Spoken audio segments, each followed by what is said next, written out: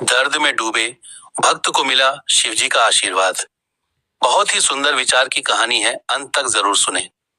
एक छोटे से गांव में रमेश नाम का एक युवक रहता था। वह बहुत ही सरल, ईमानदार और भगवान शिव का सच्चा भक्त था। उसकी जिंदगी में खुशियां बहुत कम थीं, लेकिन उसके दिल में भोलेनाथ के प्रति अटूट विश्वास था। हर सुबह वह मंदिर जाकर शिवलिंग पर जल चढ़ाता और सच्चे मन से प्रार्थना करता। लेकिन समय हमेशा एक जैसा नहीं रहता। एक दिन अचानक उसके पिता की तबीयत बहुत खराब हो गई। घर में पैसे नहीं थे, इलाज करवाना मुश्किल हो गया। रमेश ने हर संभव कोशिश की, लेकिन हालत दिन ब दिन बिगड़ती चली गई।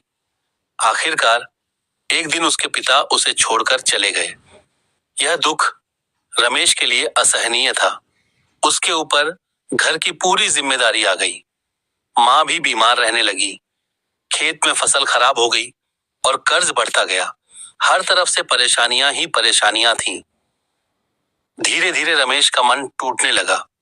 वह सोचने लगा कि आखिर उसने ऐसा क्या पाप किया है जो उसे इतना कष्ट मिल रहा है।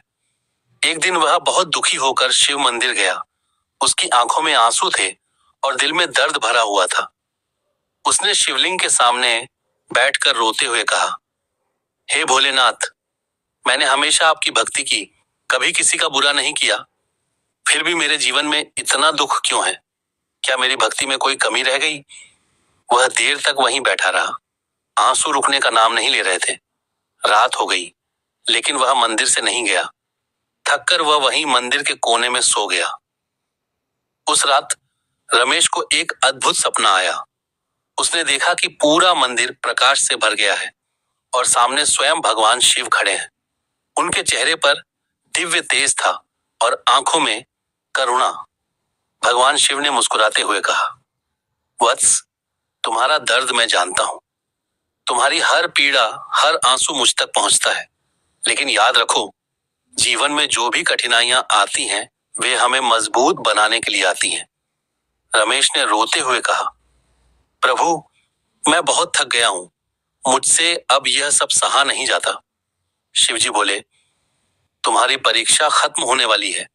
तुमने जो सहन किया है उसका फल तुम्हें अवश्य मिलेगा। बस विश्वास बनाए रखो और मेहनत करते रहो।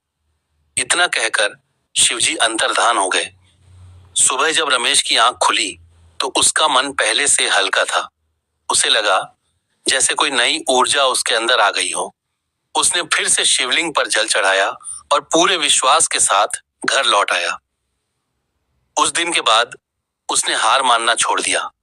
वह और मेहनत करने लगा। गांव में लोगों के छोटे छोटे काम करने लगा ताकि कुछ पैसे कमा सके। कुछ ही दिनों में उसकी मेहनत रंग लाने लगी। एक दिन गांव के एक बड़े किसान ने उसकी लगन देखकर उसे अपने खेत में काम पर रख लिया। रमेश ने पूरी ईमानदारी से काम किया और धीरे धीरे उसकी स्थिति सुधरने लगी। 1 साल के भीतर उसने अपना कर्ज भी काफी हद तक चुका दिया। माँ की तबीयत भी बेहतर होने लगी। रमेश को अब समझ आ गया था कि भगवान शिव ने उसकी मदद जरूर की, लेकिन सीधे नहीं, बल्कि उसे मजबूत बनाकर, उसे सही रास्ता दिखाकर। एक दिन वह फिर उसी मंदिर गया जहां उसने रोकर अपनी पीड़ा सुनाई थी। इस बार उसकी आंखों में आंसू थे, लेकिन ये खुशी के आंसू थे।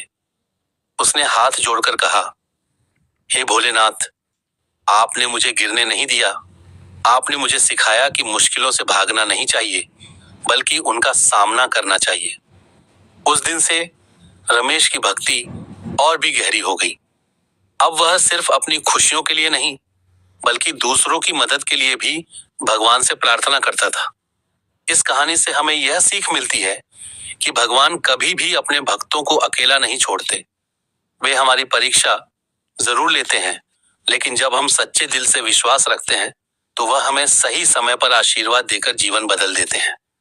ऐसे ही और कहानी और कथा सुनने के लिए हमारे चैनल को लाइक, शेयर, फॉलो और सब्सक्राइब करें। धन्यवाद।